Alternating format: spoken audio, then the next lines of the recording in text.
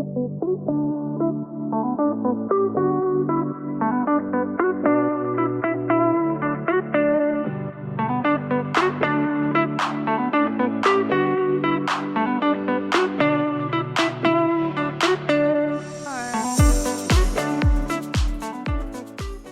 podcast recording.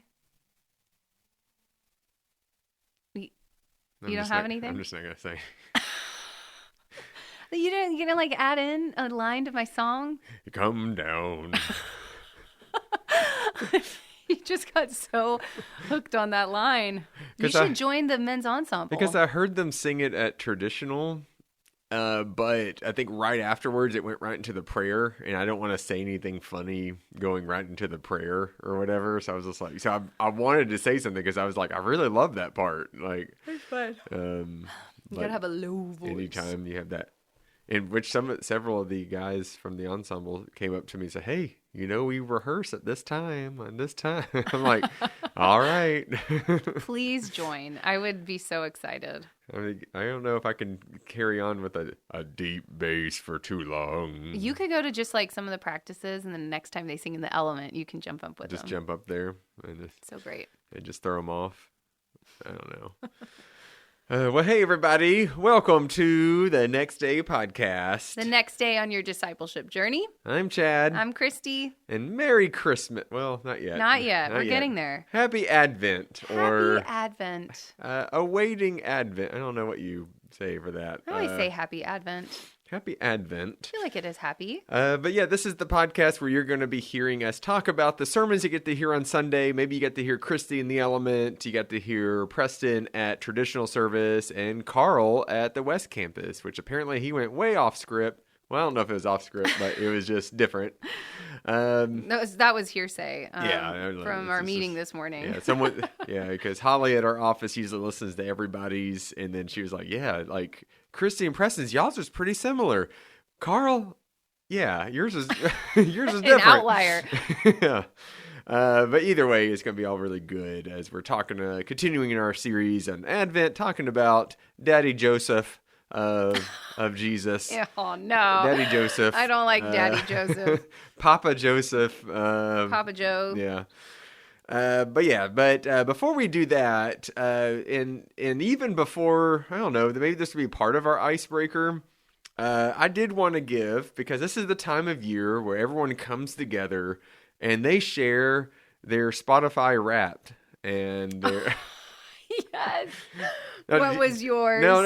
I was just going to talk about the podcast one too. And we can talk about like our Spotify Wraps. Well, I just want you to know. Do you have yours? What my number one song was of the year? I have some complaints on mine. So. Well, I'm surprised that this is my number one. But to be fair, is it my kid's Spotify or is it mine? Oh, is it Demon Hunter? It is Golden by K-pop Demon Hunter. As your number one song? As my number one song. Yeah. Yep. It was good though. Yeah. Mine was, I think what happens is, I don't think they count songs that you download.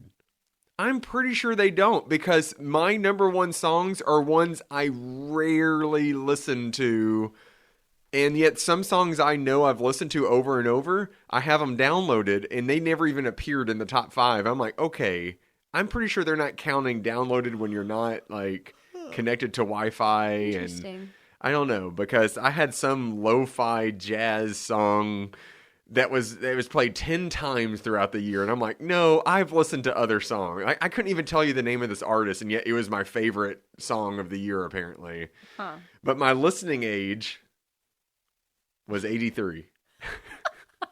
Older than anyone else I've seen online. I think mine was 78. And for those who don't like know what we're talking about, but Spotify, the app for music, they do a kind of a yearly roundup and stats, and they kind of tally up what you've listened to and blah, blah, blah. And so it's always kind of a fun thing that people share. This year, the first time that they shared was, what was your listening age? And if yours was... Mine was 78. Was it really? Yeah. I thought with a K-pop Demon Hunter, it might say you're like in your teens. I know, but that's what's confusing is like all of my most listened to songs were, a younger audience. And it said that I listened to songs from like the 60s. Mine said it was like 50s, 40s and 50s or something because I I do have like a lo-fi jazz kind of thing I would put on sometimes.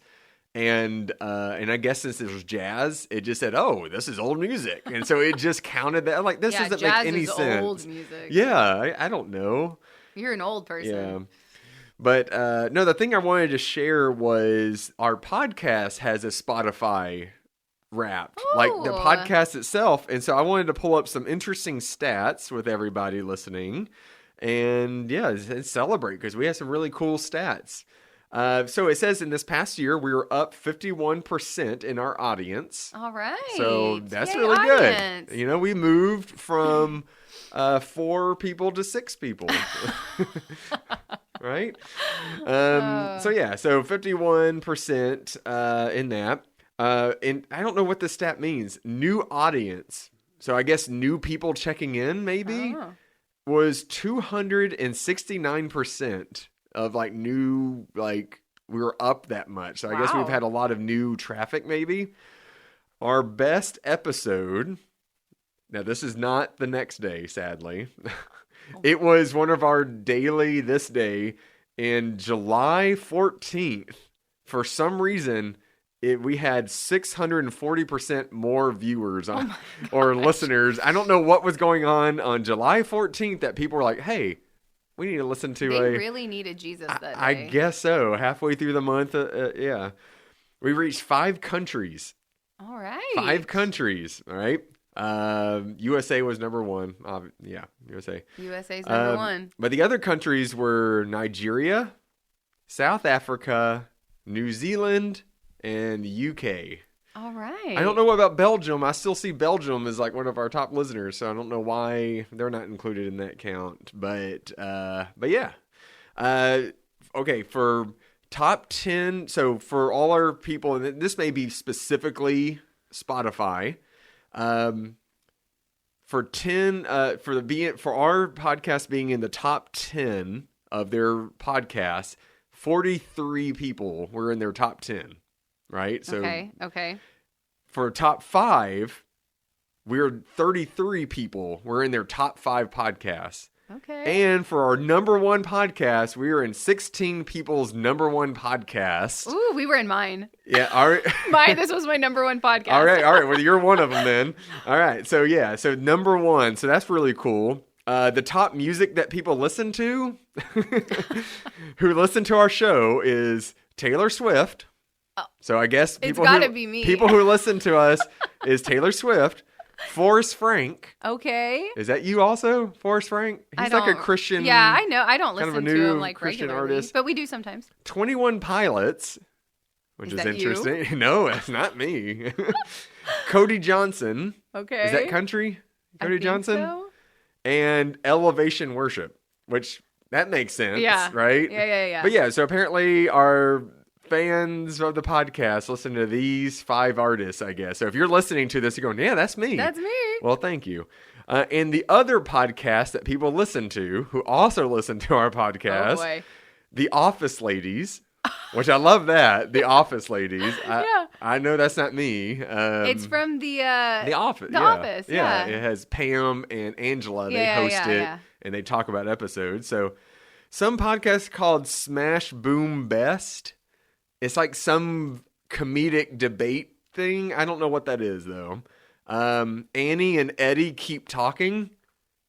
That should be the name of our podcast. Maybe we should Chad and Christy won't shut up.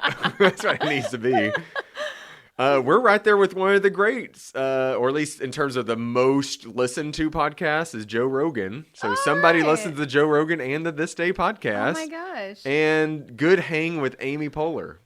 That's also a pretty big one. So we're right there with these. We're basically besties now. Yeah, we're right there up there with all those. And our average rating is higher than 75% of other shows that are out there. So we're in the top 25% there. Thanks to all of our podcast listeners and fans out there. We're just so thankful. It's a good state of the podcast there. So, but again, and I've shared this in my little private, or not private, but like, I'll give a few updates on the podcast here and there, and I always share appreciation to everybody. Just thank you for all your support and listening. Christy and I will get random emails sometimes from someone who's listened to the Next Day podcast about something. What was it? Dana said something about the attic. When we're talking about the cat. The cat was in the attic, and she said it reminded her of Christmas Vacation. He was stuck up in the attic, and I was like, "Yeah, it does." Yes.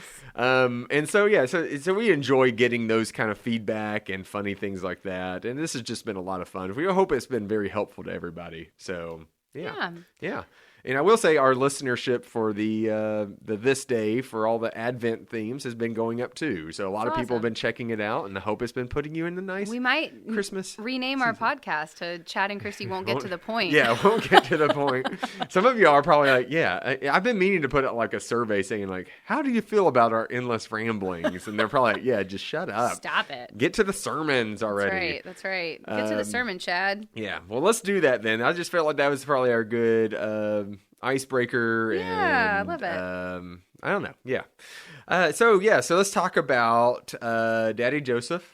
Daddy Joseph. Do not like. And I love the title. I mean, first off, the series is interesting because there's not much we know about Joseph, the dad Joseph that you see in the Nativity. You always see, there's Mary and baby Jesus, and there's Joseph. Mm-hmm. But when you read Scripture, there's not the most said about him. You don't get the full, like, he doesn't appear too many other times and all that. So it is this kind of interesting mystery about him, but there is, as you kind of look at it and you read between the lines and there's a lot of safe assumptions you can make about things. So this is just a really cool series to look into.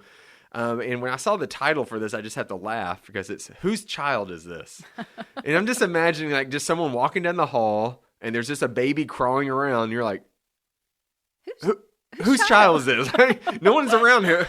Whose baby is this? All I think of is, whose child is this who lay to rest? But it's, what child is this? What came first, Green Sleeves or that song? Green Sleeves? You know Green Sleeves? It's the exact same tune.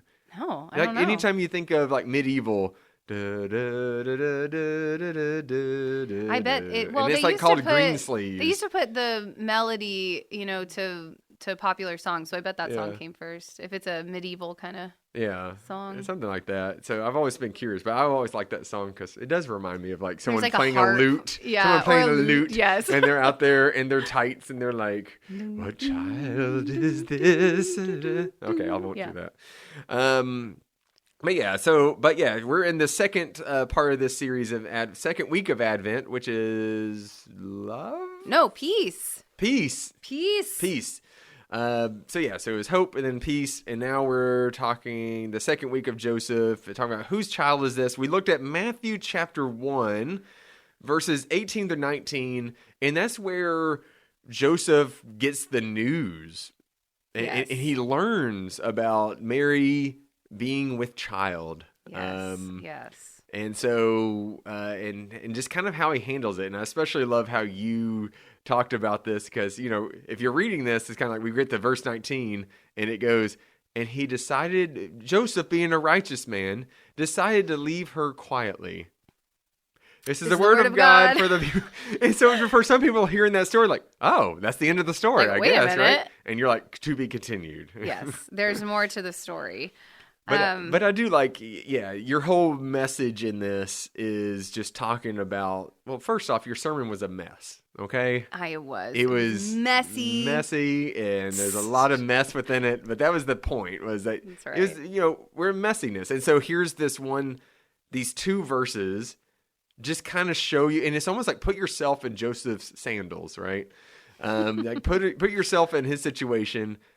What a messy situation, like how conflicted, how crazy this must have been for him. Right. So I think like that was, at first when we were talking about this sermon series, I was really struggling with like, I don't want to stop right here. Yeah. I don't want to just read these 2 verses. I'm like, well known for expanding. If we pick like a verse, I'm like, I'm not just going to read 1 verse. I'm not going to just read 2 verses. Like, I want to give the whole of the context here. And so I really struggle with like just, whittling it down that much. But with this story and like, looking through Joseph's eyes, these 2 verses are like a huge moment. I mean, it is pivotal in the story. And I think it would, not do the story justice for us to just read past those and not sit in them, because, Matthew tells it like it just, well, this happened and then this happened, and that's how a lot of the Gospels will, kind of tell the story. But, if we, like I said in the sermon, like if we compare to Luke's Gospel, we see that like this wasn't just like this happened and this happened. Like Mary was 3 months pregnant when Joseph finds out, He's like, Mary, man, you've been eating a bit, having it. Well, I have something to tell you. Well, my cousin Elizabeth cooks really good, And before we get too far, this always reminds me, I can't remember if I shared this story on here or not, but it is a great story about when you leave a cliffhanger in a story kind of a thing. It always reminds me, we were at a retreat as a midwinter retreat, and our good friend, former pastor of the Element, Parker Zimmerman, he was doing... he was the guest speaker at this retreat, and he was telling this whole story about how he went hunting with this dog. Yes. He went hunting with some friends, and they had a dog that would go and retrieve stuff. And so then they shot at something, and the dog went to go retrieve it. And then somehow the dog got caught up under a log. It's like in water. It's a retriever. And so it's underwater, and the dog was like struggling to get up underneath the water and the log, and he was underwater. So anyways, guys, the scripture today is, and you can see the panic in all these junior high students. Like, what happened to the dog? Like, I mean, really, nobody was listening to a single word he was saying, because he just moved on to something else. And eventually he had to go, guys, I'm going to get back to the story. The dog's okay. Yeah. Preston but why told did he story. leave it at that point? Preston kind of told a cliffhanger story a little bit on Sunday. He talked about his friend, and they're like, his friend's kids were trying to like make him breakfast and like nearly burnt the house down. And he came in after like mowing the lawn, and like there's smoke all in the house. And so he just like grabs his kids and he runs out of the house with his kids. And like, the backstory of it from him telling that like they're, the kids were trying to cook him breakfast and put the frying pan in the cabinet. Yeah. But like, you don't know how the story's going to end. So like I had that moment where he stops right there, and I knew, because it's Preston, that he's going to come back and finish the story. But I was like sitting there for a moment like, how's it going to end? Did the house actually catch on fire? Like, what's going on here? It was funny, but yeah. So that's what this is like. It's like, and he decides to leave her quietly. Yeah. So it's kind of like, well, dang. Yeah, this is kind of a bummer of a story, but most of us know what happens. We know what happens, but it's like, and I did talk about on Sunday how Matthew, if you start reading Matthew, the very beginning of chapter 1 is this genealogy of, basically the entire family of God, starting with Abraham, and how like David is a part of that lineage. And if you reference back to 2 Samuel 7, this is where God makes a promise to David that this is very, very, steeped into Jewish culture and into prophecies, into all of the teachings of the Jewish people, that like within the family of David, that there is going to be a Messiah. Like the Messiah would come, this like long awaited Messiah that all the prophets have foretold is going to be in the family of King David. And so, Matthew is really, intentional about going back to these Old Testament prophecies. Yeah. You'll see it over and over. It's like as it was, he was mainly talking to Jewish people, right? Like right. That's what this believed is his gospel was written mainly to Jewish people. So a lot of times Jewish tradition and all that really comes up, where Luke's may be more geared towards Gentiles, so it may not go as deep into Jewish traditional stuff. Right, and into all of these prophecies. But like Matthew is wanting the Jewish people to know, like, hey, this is who you've been waiting for. Like, this is what all those prophecies have foretold, right? And so, like, it goes through, he goes through all of those things, and that's what the genealogy is all about. And and I love this whole, I talked about like the messiness, right, of the story that we find ourselves in with Joseph and Mary being, pregnant, but Joseph knows it's not his baby. And like, we're just kind of in that messy moment in their life. But when you look back at that genealogy in Matthew, it's like every one of those stories was messy. Every single one had its messy moment or like multiple messy moments. And all of it was like intentional leading up to the birth of the Messiah, which like came out of this messy situation. Gosh. Some of the messiness in that genealogy, like Tamar. Oh my. Tamar. I mean, and even like Ruth. I mean, that may sound that messy, but she's a Moabite woman. Like she's not a Jewish woman, and like it's just there's a lot of messiness in all this, and I think that's just such a good message for people important to remember, because so many times we keep thinking that you have to be. I mean, yes, we are moving towards perfection. Like we're hoping to be holy people. We want to love God with our whole heart. Yes, we want to obey all the commandments and the law. Like, yes, we want to do all these things, but that doesn't exclude us from God's love if you mess up. Right. This is where like it doesn't disqualify you. Our humanity meets the divinity of Christ in those messy moments, right? Like that God has always worked through messiness. And like that's what Matthew's genealogy not only is proving that the Messiah is who the Jesus is who the Messiah that's been prophesied for all of this time, but it's also showing messy situations, and then the very first two verses that like basically come after that list of genealogy, are about a messy situation. But at the very end of that genealogy list, Matthew spoils the whole story, and is like Joseph is the husband of Mary, right? To whom was born the Messiah.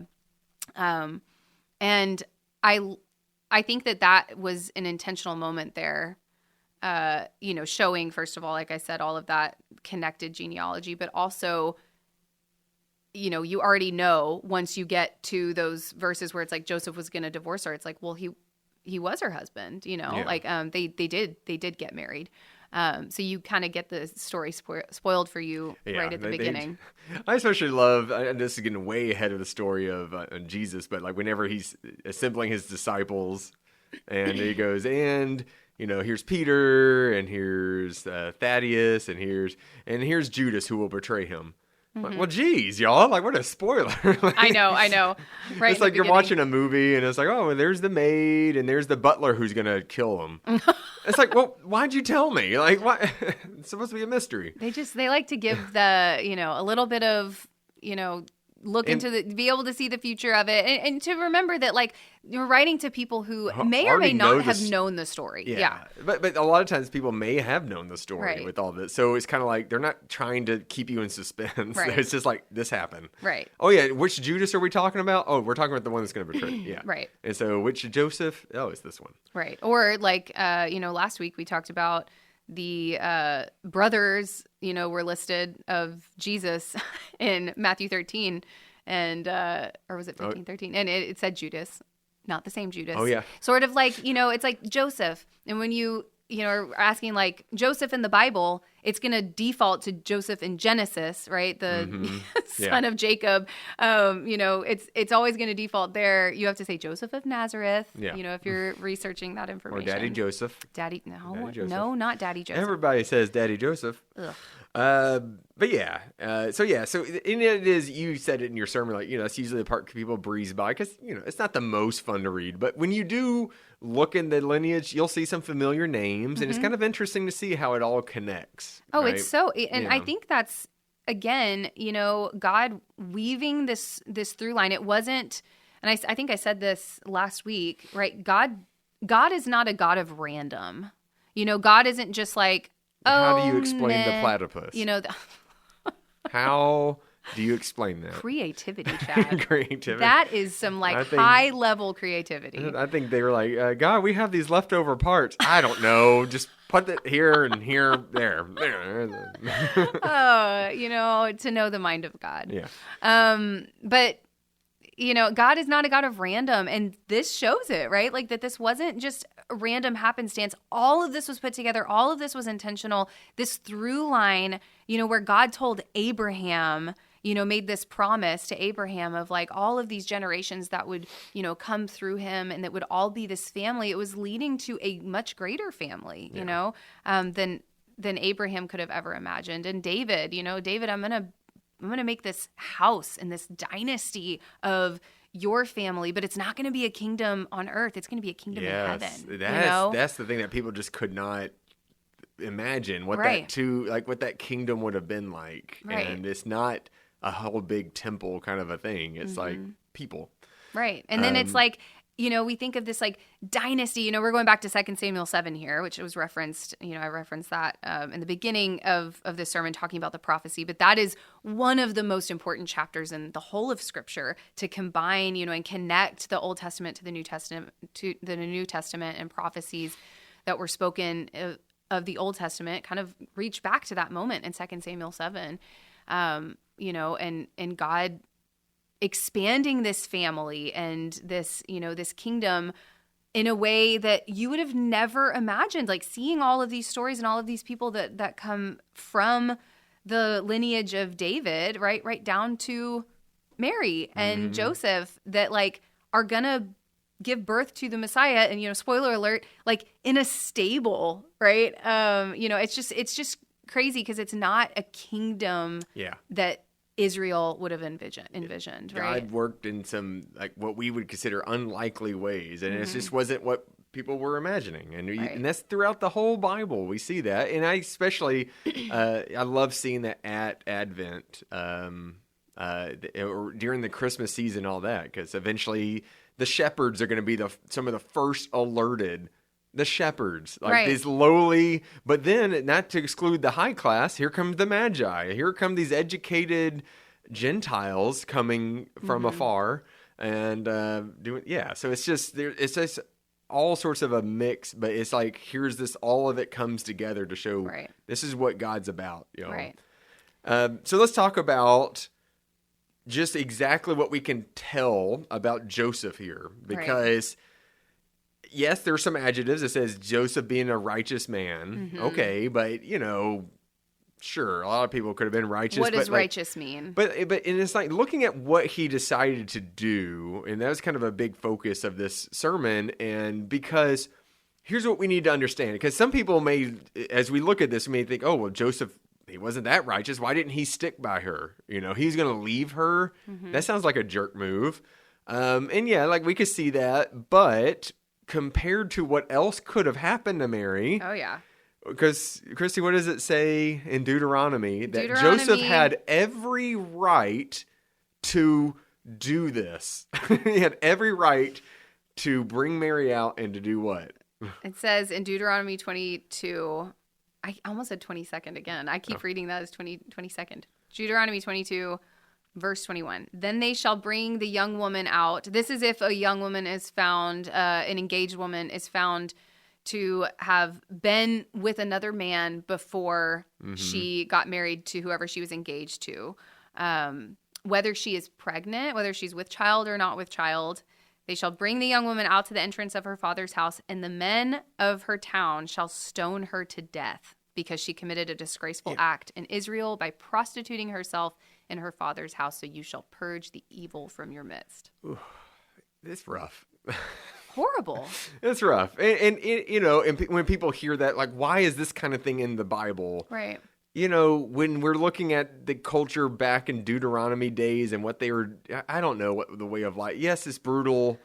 I don't know. And I'm not condoning it at all either, but like that was what was expected. Like that was what was the law. Right. And it was sort of like, you scared them to death, right? Like, it's like, don't you dare. We are going to the extreme with this. Right. This is like with my, with my kids, this is an extreme. This is way extreme. But like with my kids, if I'm like, do not do this, especially if like they've been doing it, like I've caught them in the act multiple times. And I'm like, if I catch you doing this again, you will not, ride your bike for a month, or like, something that they love doing. I'm like, you will be, have to come home and just go to your room and write me sentences, for a week. You know, I'm just gonna like make the For some punishment reason, something. I feel like Emmy would like that. She would, yeah. Then, Jesse would be Jesse like, be like, no! You make Emmy, you have to go ride your bike. No! No, I know. Emmy, I'd be like, you have to go be in large groups of people for hours on end. No. You have to go hang out with your friend's house. Yeah. No, No, please, no. So I'm like, you are, you know, quarantined to your room. Oh, yay. Okay. All my crafts are in there. Can I bring my cat with me? Anyway, so yeah, I try to make the consequence like as big as possible in their mind so that it's like, oh, I don't want to do that, right? And I think like that's some of the mentality here. Like, I hope you just don't. Yeah. Just don't do it because this is the consequence. And there was such a big, I don't know, like, I guess they had such a big fear back then of like, you know, because yes, like if you just look at idolatry, like they treated that so big because they've dealt with it and they don't want people to be misled. So they had a very strict rules on do not do. So maybe this kind of goes with that, like, do not commit this adultery. Do not do it because it's going to mess up so many things. Right. And when so they're so strict on it. You know, this is a rule, right? Where this is about the people. You know, it is about like God being holy and God being, you know, obeyed reverently, but it's because this will hurt the community. Yeah. Like if this happens, if a woman is engaged to another man and is like, you know, then sleeps with a different man, like that is going to hurt the community, right? And so like that's what these rules are about, or they're keeping these boundaries to keep the harmony within the community, right? And so it's a good rule, but it is harsh. And so for Joseph to be a righteous man, that's, you know, in first century Israel, righteousness is living by the law and doing what the law says. And so like in some ways, and I know like in Deuteronomy, if you go a little bit forward in Deuteronomy 24, there's sort of an outlier there where it's like if a husband just finds, you know, his wife to be unpleasing for any reason, he can just dismiss her. He can just divorce her. And that's what I think Jesus kind of later speaks out against that. He does. Like just because it was so easy for men just to divorce their wife and they could do it over any little reason. Anything. And so he was against that. Right. So there is like, you know, there's some nuance there, and maybe like this was the out that Joseph was choosing and it was still like a, you know, legal thing for him to do. It was still, you know, righteous, but because it says it is righteous. But in some ways I see this and I'm like, is this like the first unrighteous thing that Joseph does according to the law? Quote unquote. Yeah. Unrighteous. Right? Yeah. Right. I mean, cause it's like, cause he's going to choose mercy. Yeah, he's not going to. What does it say? He's not going to bring her to public shame. To public shame, like to he's disgrace not her. Going. Yeah, he's not going to do that, and that shows love there. It shows respect and all that. And so he's going to try to do this in the best way that he. And again, like this is big news. He's like, wait, so I'm not the father. So what does that mean? Like, and so he doesn't know what to do. Right. But he's not acting out of anger. He's like, I guess I'll just do this then. Right. Yeah. No, I mean, it's really, and it's a really godlike moment, honestly, because like, you know, we get these, you know, rules and regulations and all of that. And it's like, you know, God saying like, here's your boundaries, here's your lines. But, right, God shows grace so much. I mean, like so much throughout history, so much since Deuteronomy, right? I mean, like God is a God of justice, yes, but also a God of mercy. And, you know, mercy will triumph over judgment for God, you know, for those who are compassionate, for those who are, you know, humbling themselves, you know, before God, even in the moments of like, I messed up, you know, whatever.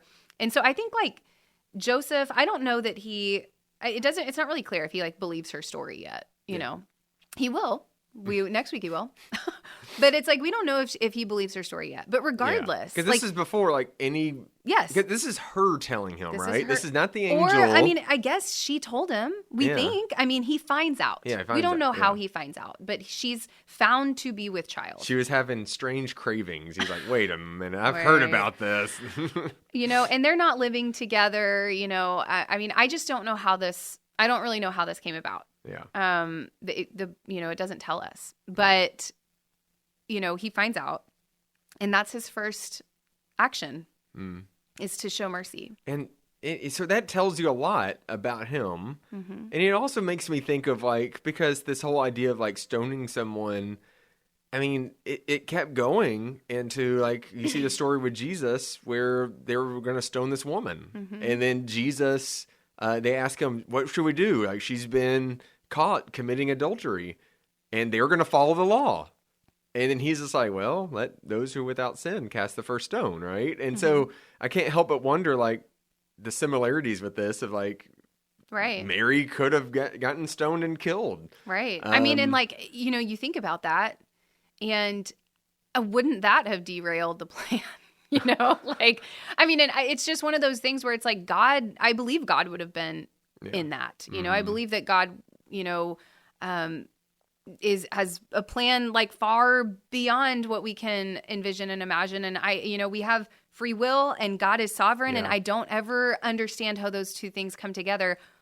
But, you know, like the Messiah and the lineage, if you go back again, like, right, that genealogy, this has been foretold, this has been planned, this has been thought through. I mean, like, protected all of this time that the Messiah was going to come through this lineage and in this way, you know? So it's amazing to, like, put those things together and to see even right down to the detail that Joseph did not, you know, enforce the law here is really amazing. Yeah.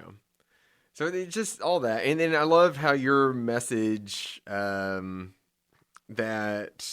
our mess does not turn God away, but can bring us closer to God. And is that kind of the ending of your sermon was just really driving home that point. And so just if you're in, like, a mess right now, like, which I'm sure some people... Who isn't? I know. Someone listening is going, oh, everything's going fine with me. You just wait. I know. But, like, whatever mess you may be in, and you've heard us talk about this so many times already on this podcast, and I know I stress this, like, it doesn't mean God is absent. And God is present, and we can still discover God in the mess. And here's Joseph in this moment of mess. And you mentioned free will, because he had he had the choice to make, like, I'm going to do this instead. Maybe he felt like this pulling on his heart going, hey, be gentle with her. Be gentle. Don't be harsh. He could have ignored that going, no, all the other men in town are telling me to do this. I'm going to do that. Like, who knows? Like, but he was like, you know what? Yes, I'm going to be gentle. I'm going to be merciful. I'm going to be, and so that's the Holy Spirit at work. And so we, even in the mess, we can still experience God at work in our lives, and we just have to look for it. We have to pray on that. We just have to be mindful of that. And imagine, like, someone else's life in a mess, right? Like, I mean, I'm sure Mary, you know, I don't know, she was joyful about receiving this blessing. And sometimes, even when we're, like, trying to keep our eyes on the prize, you know, or, like, just look for the light in the midst of our, you know, choice to be faithful and to stay on that path, it can be hard and it can feel dark. And I can only imagine that she might have been like, why, God? Like, why did it have to be this way, you know? But, you know, Joseph made that, you know, he embodied this peace. You know, he embodied the mercy and love and grace. You know, he was that for Mary. And the way that we, in the midst of other people's messy lives, that we can embody those things for them too. You know, that we can show up with peace in the midst of someone else's chaos or even our own. And embody everything that Jesus came to teach us and show us. So a lot to be learned from two verses here. I know. Verses here, but it really can do that. But yeah, I think this does share a lot about Joseph's character, and then it later tells us, you know, this same kind of decisions and all that. Like, here's Daddy Joseph raising Jesus and probably still being a righteous man the whole time. Yeah. Well, tune in next week for the rest of the story. That's right. Because then we see Joseph is confronted about what he's going to do. And then what does he do then? Like, does he choose to ignore the instructions, or does he choose to obey what he's being told? So that in itself tells us something. So very good, very good sermon. And again, listen to Preston's, listen to Carl's, and if you haven't listened to Christy's, listen to hers too. I need to go listen to Carl's and see what did he preach about. It was such an outlier. I know. All right, well, let's get to our ministry shout-outs. We're just going to be shouting out some upcoming, all things Advent. It's the most busiest time of the liturgical year. No, it's pretty busy, but a lot of fun things happening, though. So this coming week, for Wednesday night, we have the cookie exchange. So that's right. Be a part of this fun adult fellowship event. All our students and children's ministry, we're having our Christmas parties at the same time. So a lot of fun things happening here on Wednesday night, all at 6:30. Or if you want to come for dinner, 5:30. The 14th is Campfire and Carols. That's right. It's been Campfire and Carols at West Campus. They've been, or at least out in the west part of the Katy area. But what can you tell me about the more Kingsland side area? Yeah, we've got 3 different locations that are spanning different areas of Katy. We've got Green Trails. We've got one in sort of West Kellywood kind of area, and then we have a Old Katy, North Old Katy location as well for Campfire and Carols, and it's just a gathering in backyards, and the host of each of these are inviting friends and neighbors that they know, and you can invite friends and neighbors that you know that are kind of in that area as well. Some hot cocoa and just some a s'mores. Very low key kind of event. It might look different at each of the locations, and I think I heard one house had a bounce house or something this year. Ooh, yeah. So it'll look a little different at each of the locations, just for the community to just come together, and it's a really just like low bar, of entry for people who have not done anything with the church before. I really enjoyed the one we did last year. I think it was at the Schuler House, and they're hosting again. Yeah, and so we were doing, we somehow just connected to a TV, and we're doing like karaoke, but we were trying to pick odd, obscure songs that not too many people know, like Good King Wesselite or whatever. Whatever. I don't know. We did. I saw 3 ships come sailing in. We're doing all these other Christmas songs that were kind of like, what are these? And we're just having fun singing these. It's kind of fun. But yeah, so it's just low key but fun. There's also going to be the cantata on that Sunday morning, the 10:30 service. Cantata. The yes, cantata. During the 10:30 service in the sanctuary, there will be the Christmas cantata. So the choir and orchestra have worked really hard on getting all of that together. And in the midst of last night was the Messiah sing-along. So they have been doing a music lot. They are pooped. Yes, they've had a lot. And the men's ensemble came to sing, and the Element, they sang a Christmas song. So there's... Come down. Yes, come down. There's a lot of beautiful music to be heard. And then in the afternoon on the 14th, so big music Sunday. We've got the cantata in the morning, Kids Jam musical. The kids have worked really hard. What is it called? Dude, you hear what I hear. Dude, you hear what I hear. I love it. And the kids have worked really hard to get do this musical. And even if you don't have a kid in Kids Jam, it is so fun, and it's fun for kids to come and see their peers or just like other kids be in the musical. Mm-hmm. My kids have always really loved coming, even if they're not in it. So that's a lot of fun. At 3:00, that's also in the sanctuary, and then Campfire and Carols in the evening. So fun times. So you can find everything at stpk.org/advent to see all the events happening and all that. And if you're listening to this over in Nigeria, or in the UK, or New Zealand. What was the other one? South Africa. Anywhere you are. I know you can't be here at St. Peter's, but find a church near you. See what they have going on. Be in community with each other. Let's celebrate this Advent season. Celebrate all these things in community with others. So, all right. Well, Next week, we'll be continuing with our series over Daddy Joseph. And you got to stop saying that. We'll see you next week on the Next Day Padcast. Podcast. The Cantata and the Padcast. See you next time.